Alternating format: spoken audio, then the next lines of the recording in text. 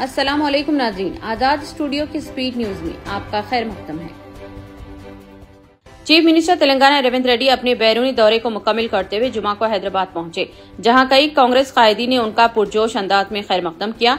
Rising Telangana के नाम से वफद ने डाउस स्विट्जरलैंड में जबरदस्त धूम मचाई और रियासत के लिए जबरदस्त सरमायाकारी हासिल की। डाउस में वर्ल्ड इकोनॉमिक फोरम के इजलास में तेलंगाना ने गैर मामूली कामयाबी हासिल की और हुकूमत की तवक्के से कहीं ज्यादा बैनुल-अक़वामी इदारों ने रियासत में सरमायाकारी से इत्तेफाक किया। चीफ मिनिस्टर रेवंत रेड्डी की ज़ेर-ए-क़ियादत तेलंगाना राइजिंग वफद ने डाउस में 1 लाख करोड़ की सरमायाकारी का निशाना मुकर्रर किया था, लेकिन 16 मुख्तलिफ इदारों ने मजमूई तौर पर 1,78,950 करोड़ की सरमायाकारी से इत्तेफाक करते हुए याददाश्त मुफाहिमत पर दस्तखत किए हैं। नए मुआहदात के नतीजे में रियासत में 49,500 से ज्यादा रोजगार के मौके पैदा होंगे। तेलंगाना रियासत के क़याम के बाद से सरमायाकारी के मामले में जारिया साल रियासत का गैर मामूली मुजाहरा देखा गया। गुज़िश्ता साल के मुकाबले 4 गुना ज्यादा सरमायाकारी के मुआहदात हुए हैं। रियासत में कांग्रेस हुकूमत की तश्कील के बाद रेवंत रेड्डी भाई से चीफ मिनिस्टर पहली मरतबा गुज़िश्ता साल डाउस इजलास में शिरकत की थी और उस वक्त जुमला 40,000 करोड़ के मुआहदात तय पाए थे। चीफ मिनिस्टर ने फ्यूचर सिटी के क़याम के अलावा सनतों के लिए मवाफ़िक़ सनती पॉलिसी का ऐलान किया, जिसके नतीजे में आलमी सतह के इदारों ने तेलंगाना में सरमायाकारी से इत्तेफाक किया है।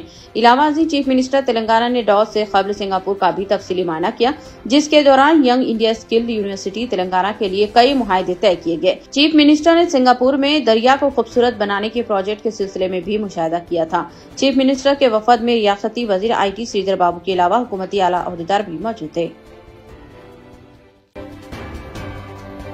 तवील अरसे से ज़ेर इंतबा प्रॉपर्टी टैक्स की वसूली के लिए GHMC ने फिर एक बार वन टाइम सेटलमेंट स्कीम मुतारफ करने का मंसूबा तैयार किया है।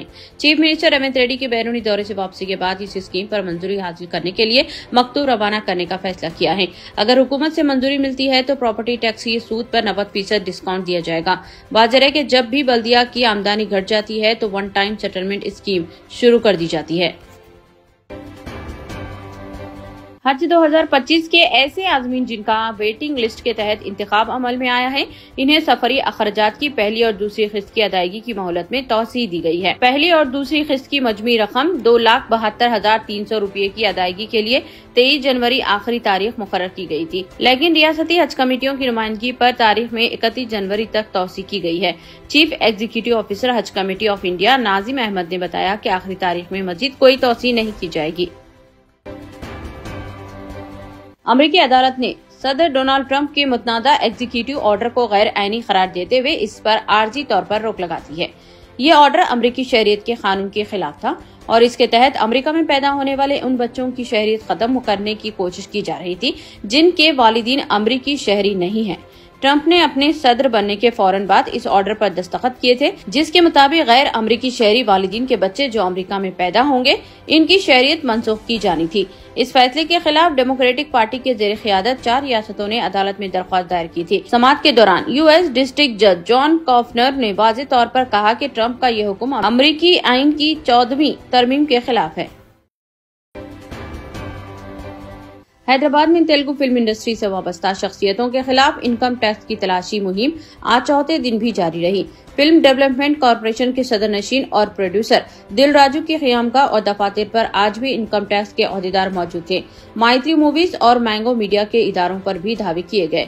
बताया जाता है कि हाल ही में रिलीज हुई 2 बड़ी फिल्मों की आमदनी का पता चलाने के लिए इनकम टैक्स हुक्काम ने 55 टीमों की तश्कील अमल में लाई है, जो मुसलसल तीसरे दिन भी धावों में मसरूफ हैं। डॉक्टर सुकुमार और दीगर फिल्म फाइनेंसर्स की क़यामगाह पर भी धावे करते हुए बैंक अकाउंट्स का जायजा लिया गया। बताया जाता है कि हैदराबाद में 5 अलहदा मुकामात पर धावे आज भी जारी रहे।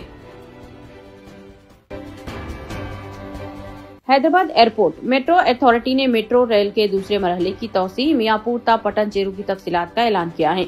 मियाँपुर ता पटन चेरू 13 किलोमीटर तक मेट्रो रेल कॉरिडोर की तामीर में 10 मेट्रो स्टेशन कायम किए जा रहे हैं। मियाँपुर ता पटन चेरू एलिवेटेड कॉरिडोर में मेट्रो रेल की आमदरफ्त रहेगी। दूसरे मरहले में तामीर किए जाने वाले कॉरिडोर 7 में मियाँपुर ता पटन चेरू शामिल है, जिसकी तामीरात पर 4,107 करोड़ रुपए खर्च किए जाएंगे। सऊदी अरब की 40 साल 19 बच्चों की मां ने दुनिया भर की लड़कियों और खवातीन के लिए तालीम के मैदान में एक बेहतरीन मिसाल पेश की है। कहते हैं कि अज़्म हौसला पुख्ता और मजबूत हो तो कोई भी चीज हासिल करना नामुमकिन नहीं। इसी तर्ज पर सऊदी अरब की एक शादीशुदा खातून हमदा अल रोआली ने भी कुछ ऐसा ही कर दिखाया। सऊदी खातून को तालीम हासिल करने का बचपन ही से बहुत शौक था, लेकिन वालिदी ने उनकी जल्द ही शादी कर दी और देखते ही देखते वो 19 बच्चों की मां बन गई। इतने ज्यादा बच्चों की पैदाइश और परवरिश के बावजूद इस खातून ने अपनी तालीम हासिल करने के शौक को कभी फरामोश नहीं किया। आहिस्ता आहिस्ता हमदा एक कोर्स मुकम्मल करते हुए बिजनेस स्टडीज में PhD की तालीम मुकम्मल की। अत्तापुर रिंग रोड पिल्ले नंबर 110 के करीब मोगल नगर में वाक़े गोदाम और वर्कशॉप में दोपहर 1 ता 2 बजे के दौरान आग भड़क उठी। इत्तला मिलते ही फायर इंजन और पुलिस अमला वहां पहुंचा और आग पर काबू पाने की कोशिश की गई। मजलिस रुकने असेंबली कौसर मोहिउद्दीन ने भी मुकामी हादसे पर पहुंचकर मुआयना किया। उन्होंने बताया कि इस हादसे में कसीर माली नुकसान हुआ है। उत्तर प्रदेश के संभल में 24 परिक्रमा के दायरे में 19 कुएं हैं, जो इंतजामिया की तलाशी मुहिम के दौरान तकरीबन बाजियाब हो चुके हैं। अब इंतजामिया की जानिब से इन कुओं को गैर कानूनी कब्जे से आजाद कराकर इसे खूबसूरत बनाने का दावा किया जा रहा है। इस हवाले से म्युनिसिपालिटी के EO मणिभूषण तिवारी ने कहा है कि सभी कुओं को तकरीबन तलाश कर लिया गया है। कुछ कुएं म्युनिसिपल इलाके में हैं और कुछ देही इलाकों में वाक़े हैं। मारूफ कॉमेडियन कपिल शर्मा समेत बॉलीवुड के 3 अदाकारों को धमकी आमेज ईमेल्स का मामला सामने आया है। जराये के मुताबिक कपिल शर्मा के अलावा जिन फनकारों को धमकियां दी गई हैं, इनमें राजपाल यादव, रिमो डिसूजा और सुगंधा मिश्रा शामिल है। मुंबई पुलिस ने फनकारों को मिलने वाली धमकियों के हवाले से मुकदमा दर्ज करके तफ्तीश शुरू कर दी है। रियासती वजीर उत्तम कुमार रेड्डी के काफिले में शामिल गाड़ियां हादसे का शिकार हुई, तहम वजीर उत्तम कुमार रेड्डी महफूज हैं। ये वाकया मुत्तहदा नलगुंडा जिले के गरेडीपल्ली में पेश आया। रियासती वजीर हुजूर नगर से जान पहाड़ जा रहे थे कि अचानक उत्तम कुमार रेड्डी के काफिले के 6 गाड़ियां आपस में टकरा गयी।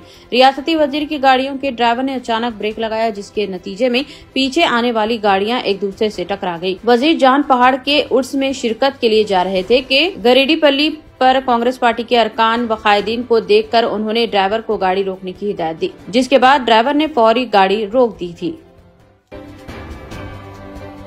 मरकजी इलेक्शन कमीशन EC की जानिब से जारी किए गए अदद-ओ-शुमार के मुताबिक हिंदुस्तान में वोटर्स की तादाद अब 99 करोड़ 10 लाख हो चुकी है। गुज़िश्ता साल मुनअक़िद हुए लोकसभा इंतखाबात के मौके पर यह तादाद 96 करोड़ 88 लाख थी।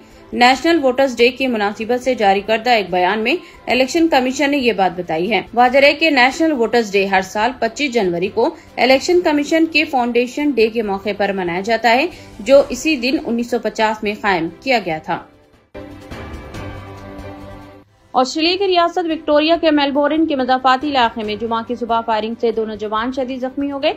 विक्टोरियन पुलिस ने जुमा की सुबह एक बयान में कहा कि कलिंगवुड में गोलियां चलाई गई हैं, जो मेलबोर्न के मरकजी कारोबारी जिले से तकरीबन 3 किलोमीटर पर वाक़े है, और थोड़ी देर बाद 15 और 17 साल की उम्र के 2 नौजवान गोलियों के जख्मों के साथ पाए गए। शदीद जख्मी नौजवानों को करीबी हॉस्पिटल मुंतकिल कर दिया गया, जबकि तहकीकात का आगाज किया गया है।